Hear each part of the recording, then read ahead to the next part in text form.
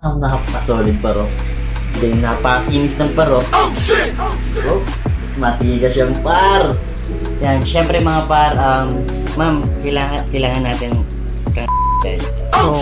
goods lang ba yan? Sa akin, then ako nang bahala mag-design. Okay lang ba sa'yo? Yeah. Sa ganun naman kasi is, walang kagaya. Ganun talaga tigas.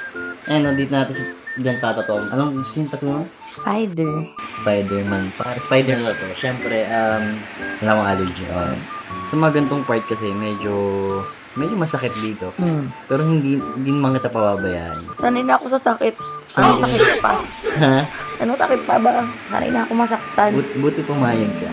Ano naman ang ginagawa? Gusto ko na nga lang mag-timog mamaya. Diretso na ako sa timog pagkatas na ito. Diretso ka sa timog mamaya. Yes, magpaparty na ako diretso. Solid mo siguro ko party.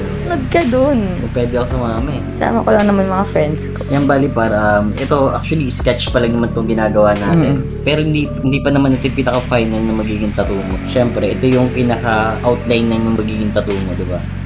Yan, pinaka-layout pa. Siyempre, magsisimula na tayo. Ready ka na ba, ma'am? Yes. Yan.